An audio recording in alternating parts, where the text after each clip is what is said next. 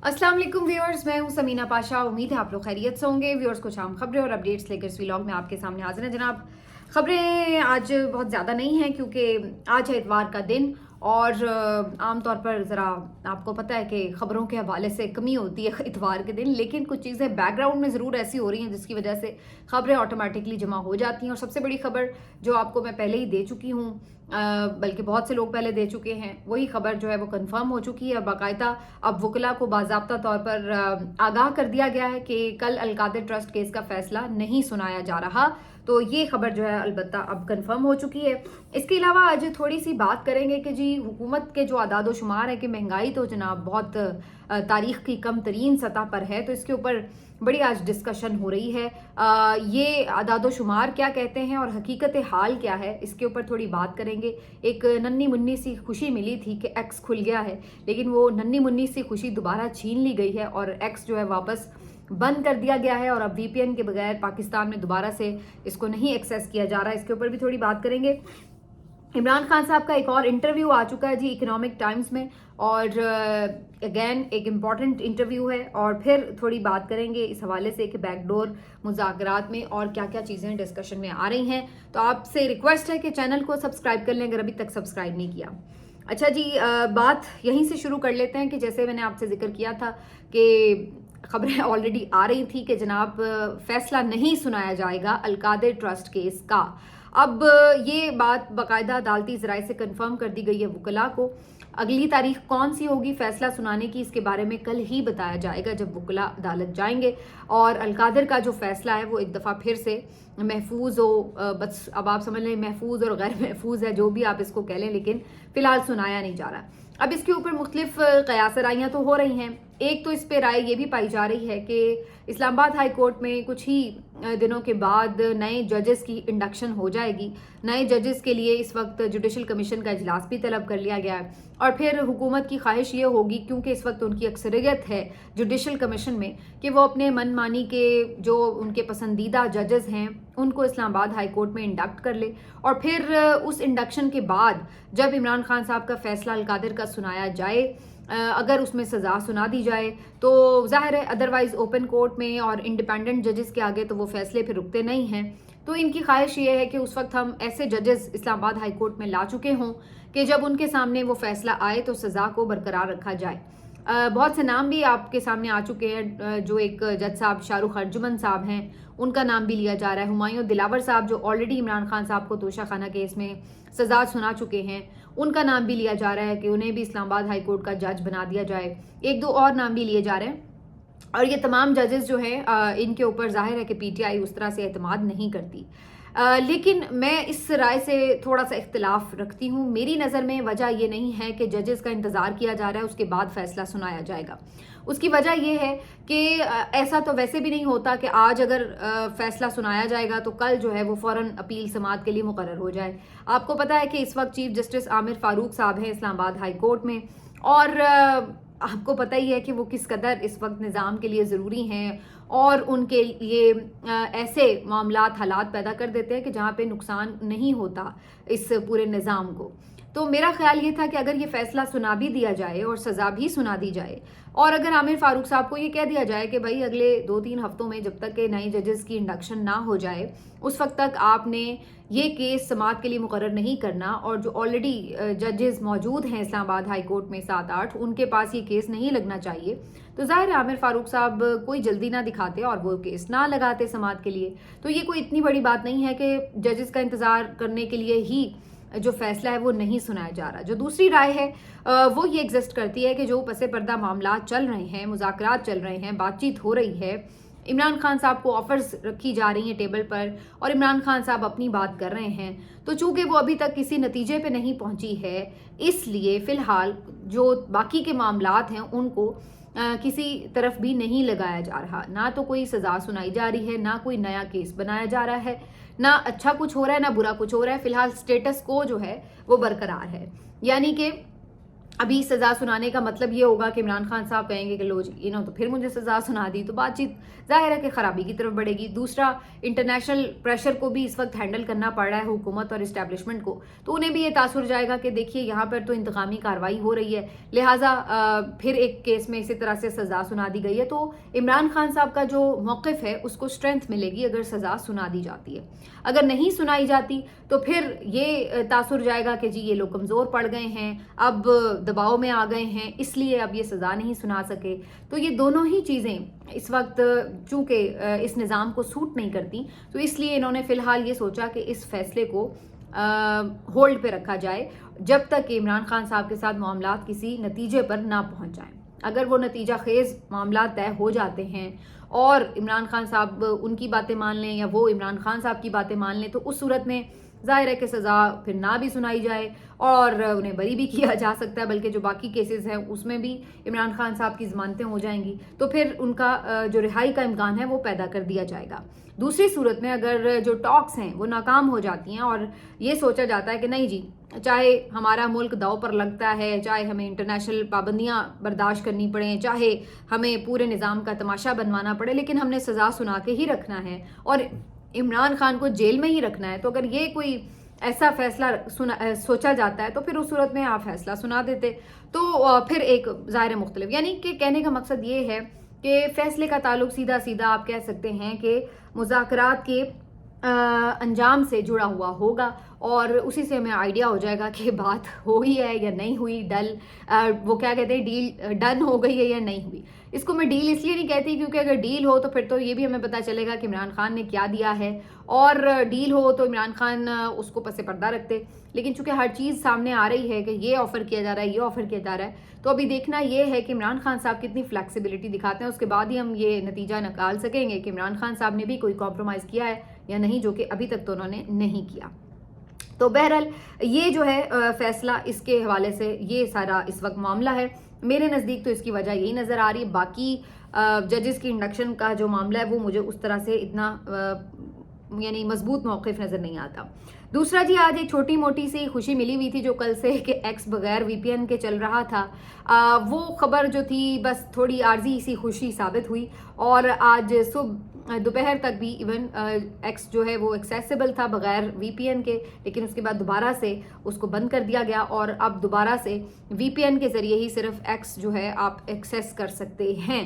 तो मुझे नहीं पता कि पहले एक साल जो है आपने अगर एक्स को बंद रखा तो इससे आपने कौन सा कमाल कर लिया, क्या आपने नैरेटिव बदल दिया लोगों का, क्या लोग इमरान खान को भूल गए, क्या ये जो आपने पीछे सारी धांधली की, इलेक्शन चोरी की, क्या ये सब भूल गए लोग, क्या सब ने समझ लिया कि ये हुकूमत एक लेजिटिमेट हुकूमत है, सब ने इसको तस्लीम कर लिया, क्या आपने एक्स बंद रखा तो आपके ऊपर तनकीद नहीं हुई, क्या लोग आपसे मोहब्बत करना शुरू हो गए, या क्या आपकी मईशत जो है वो बहुत ज़बरदस्त हो गई, उसके आदादो शुमार बहुत बेहतर हो गए, क्या आपने ऐसा हासिल कर लिया जो आपको लगता है कि ये एक बेहतरीन काम किया आपने, बल्कि आपने ये किया कि $1.5 अरब का नुकसान कराया, बल्कि आपने ये किया कि आपने लाखों की तादाद में जो आपके नौजवान लोग हैं जो कि ऑनलाइन काम के ज़रिए अपना रोज़गार चला रहे थे, आपने उनके रोज़ी रोटी के ऊपर लात मारी, उनको माशी तौर पर आपने नुकसान पहुंचाया। तो ये आपने कमाया है, बाकी नफ़रत में इजाफा ही हुआ है, बाकी लोगों को आप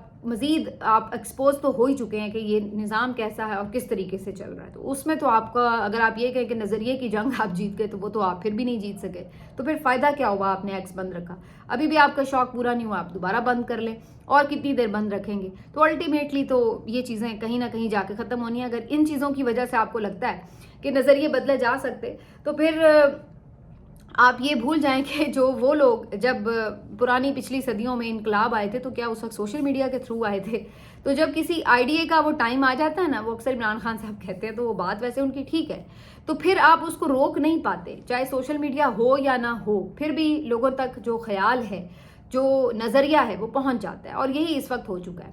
मैं अभी भी एक शादी से आई हूँ और आप यकीन करें कि आप किसी भी तकरीब में चले जाते हैं तो उस शादी के इवेंट के ऊपर बात نہیں ہو رہی ہوتی اس طرح، اور بات ہو رہی ہوتی ہے سیاسی حالات کے اوپر. ہر کوئی دوسرا شخص چونکہ جرنلسٹ ہوتے ہیں سب آ کے یہی سوال کرتے ہیں کہ عمران خان کب رہا ہو رہے ہیں، عمران خان کے بارے میں بتائیں، یہ حکومت کب جا رہی ہے، یہ کس طرح سے حالات بدلنے جا رہے ہیں، کیا امکانات ہیں. یہی چیزیں جو ہیں وہ ہر جگہ پہ ڈسکشن میں آتی ہیں اور ہر کوئی یہی باتیں جو ہے وہ ڈسکس کر رہا ہوتا ہے. تو پھر کہنے کا وہی مقصد ہے نا کہ پھر آپ نے بدل کیا لیا ہے؟ بدلا تو کچھ بھی نہیں گیا. ابھی بھی یہ خبریں آ رہی ہیں کہ جی یہ بھی ڈیمانڈز میں کہیں نہ کہیں شامل ہے کہ جی سوشل میڈیا پر ہونے والی تنقید کو جو ہے وہ کنٹرول کیا جائے. بھائی عمران خان کے کہنے پہ وہ تنقید نہیں ہو رہی، یہ بات ان کو سمجھ نہیں آ رہی. سوشل میڈیا پر ہر بندہ عمران خان سے ڈائریکٹ لوگ کوئی لائن نہیں لے رہا کہ عمران خان اس کو کہہ رہا ہے کہ تم یہ ٹویٹ کرو اور پھر وہ ٹویٹ کرتا ہے. اور نہ یہ سارے آفیشیل اکاؤنٹس ہیں پی ٹی آئی کے جو اپنی طور پر کوئی نظریہ دے رہے ہیں یا کوئی ٹویٹ کرتے ہیں یا کوئی بات کرتے ہیں. یہ عام لوگ ہیں اور یہ ہر کوئی عمران خان سے ڈائریکٹلی یہ نہیں ہے کہ کوئی اس سے ہدایات لے کر رہا ہے کہ جی عمران خان جو ہے وہ سوشل میڈیا پر تنقید بند کروا دے گا. آپ اپنا ظلم بند کریں، تنقید خود بخود بند ہو جائے گی. آپ اپنے حالات بہتر کریں، آپ کے اوپر تنقید خود بخود بند ہو جائے گی. آپ آئین پر چلنا شروع کریں، آپ کے اوپر تنقید خود بخود بند ہوتی چلی جائے گی. اب آدھی جو پوسٹ ہوتی ہیں یا تنقیدی پوسٹ ہوتی ہیں کیوں ہوتی ہیں؟ کیونکہ عمران خان جیل میں ہے. جب آپ عمران خان کو رہا کر دیں گے تو آدھی چیزیں تو اسی وقت آپ کے اوپر تنقید ختم ہو جائے گی، جو صرف اس لیے لوگ کر رہے تھے کہ جی آپ نے ان کے لیڈر کو بند رکھا ہے. باقی جو کچھ لوگ کر رہے ہیں آپ کی حرکتوں پر، ملک میں آئین اور قانون کے اوپر، یہ سب چیزوں کے اوپر، تو یہ چیزیں آپ بند کریں اگر کہ ہم نے ظلم نہیں کرنا، ہم نے سیاست میں مداخلت نہیں کرنی، ہم نے آئین کو پامال نہیں کرنا، تو تنقید خود بخود بند ہوتی چلی جائے گی. پرابلم یہ آ رہا ہے کہ یہ ایک ہوا کو پکڑنے کی کوشش کر رہے ہیں. پرابلم یہ آ رہا ہے کہ یہ کہہ رہے ہیں کہ ہم نے پھول کو کھلنے نہیں دینا. پرابلم یہ آ رہا ہے کہ یہ کہہ رہے ہیں کہ ہم بارش کو روک سکتے ہیں. تو جیسے یہ چیزیں نیچرلی آپ ان کو کنٹرول نہیں کر سکتے، اسی طرح آپ لوگوں کے نظریے کو، ان کی سوچ کو، ان کے خیالات کو کنٹرول نہیں کر سکتے. آپ بالکل زیرو انٹرنیٹ بھی کر دیں، آپ فون بھی بند کر دیں، آپ پتھر کے دور میں لے جائیں جو کہ آپ تقریباً لے جا چکے ہیں، پھر بھی اگر آپ یہ سمجھتے ہیں کہ آپ جو کہیں گے لوگ مان لیں گے، تب بھی ایسا نہیں ہوگا. تو آپ ہی کو بدلنا پڑے گا. لوگوں کی سوچ آٹومیٹکلی آپ کے بارے میں بدل جائے گی اگر آپ خود کو بدل لیں گے. اتنی سی کہانی ہے، لیکن کسی کو سمجھ نہ آئے تو پھر وہ جتنی دیر مرضی ہواؤں سے لڑتا رہے، اس سے کوئی حاصل حصول تو ہوتا نہیں ہے.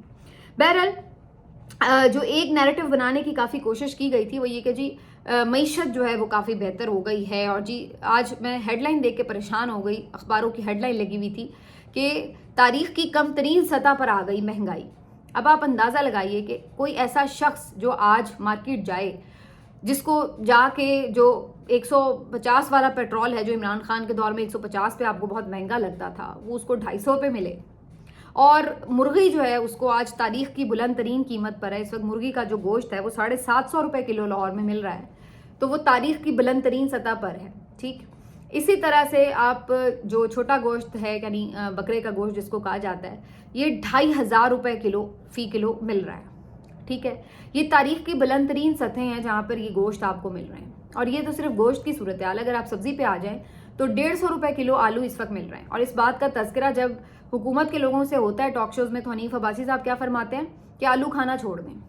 پھر آپ یہ بھی کہیں گے مرغی بھی کھانا چھوڑ دیں، پھر آپ کہیں گے چھوٹا گوشت کھانا بھی چھوڑ دیں، پھر آپ کہیں گے سبزی کھانا بھی چھوڑ دیں کیونکہ ہر چیز تو مہنگی ہو گئی. تو پھر اس کا مطلب ہے جینا ہی چھوڑ دیں کیونکہ ادروائز تو ہر چیز مہنگی ہے. پیٹرول استعمال کرنا چھوڑ دیں، سائیکل چلا لیں، بجلی بند کر دیں کیونکہ اس وقت تو صورتحال یہ کہ سردیوں میں بھی بجلی کا بل اس طرح سے آ رہا ہے جیسے پہلے اچھے وقتوں میں گرمیوں میں آیا کرتا تھا، اس طرح کا بل اب سردیوں میں آ رہا ہے.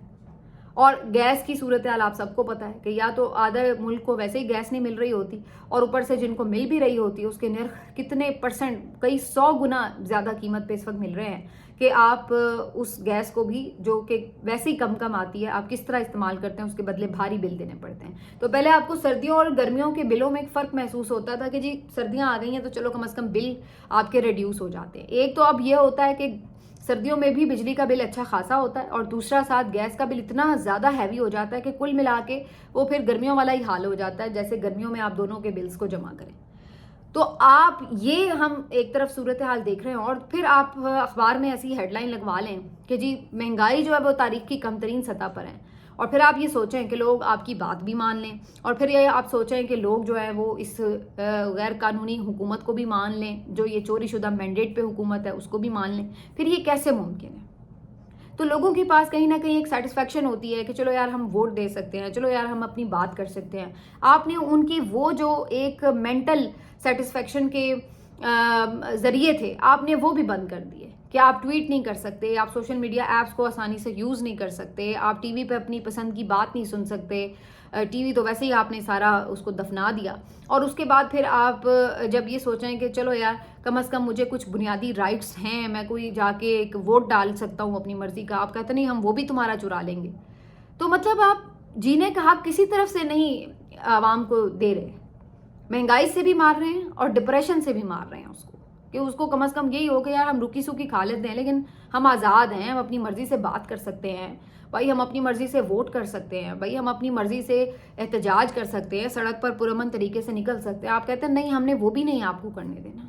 تو آپ سوچ لیں کہ پھر کس قدر گھٹن کا شکار. میں آج ہی خبر پڑھ رہی تھی, ایک اور کشتی الٹ گئی, غیر قانونی طور پر بیچارے لوگ جاتے ہیں ادھر ادھر اور کبھی ڈنکی لگا کے کبھی کسی طریقے سے, اور پھر آپ دیکھیں کہ کس طرح اموات ہوتی ہیں. لیکن لوگ کیا کریں, اس گھٹن کے ماحول سے لوگ نکلنا چاہتے ہیں. وہ کہتے ہیں یہاں پہ بھی رہ کے گھٹ گھٹ کے مرنا ہے, اس سے بہتر ہے کہ ایک دفعہ رسک لیتے ہیں, بے شک لائف کا ہی رسک لینا پڑتا ہے, وہ لے لیتے ہیں. آپ اندازہ لگائیں کہ ان لوگوں کی ذہنی کیفیت اور فرسٹریشن کی حالت کس حد تک ہوتی ہوگی, انہیں کتنی مایوسی ہے اس ملک سے کہ وہ زندگی اور جان داؤ پر لگا کر بھی یہاں سے نکلنا چاہتے ہیں, بھاگنا چاہتے ہیں. تو پھر باقی کیا پیچھے رہ جاتا ہے؟ پھر آپ نے دیا کیا ہے؟ 2.5 سال سے یہی ذلالت جو ہے وہ آپ نے اپنے عوام کو دی ہوئی ہے, اور ابھی بھی آپ باز نہیں آ رہے کہ ابھی آپ ہتھیار ڈال دیں. سمجھ جائیں کہ یہ جو دور ہے یہ بدل چکا ہے.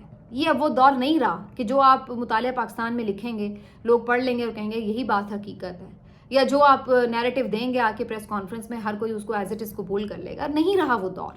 یہ آپ کو ماننا پڑے گا, یہ آپ کو ماننا پڑے گا, ورنہ یہی کچھ ہے کہ عوام بھی پریشان حال ہے اور سکون آپ کو بھی نہیں ہے. نہ عزت رہے گی نہ ڈر خوف, تو پہلے ہی جو ہے وہ جو اس کی حالت ہے وہ آپ کو پتہ ہے. اور پھر دنیا بھی اب آپ کو جس طرح سے ٹریٹ کرنے لگی ہے اس چیز کو بھی انڈرسٹینڈ کریں. ملتے ہیں آپ سے اگلے ویلاگ میں, اپنا خیال رکھیے, اللہ حافظ.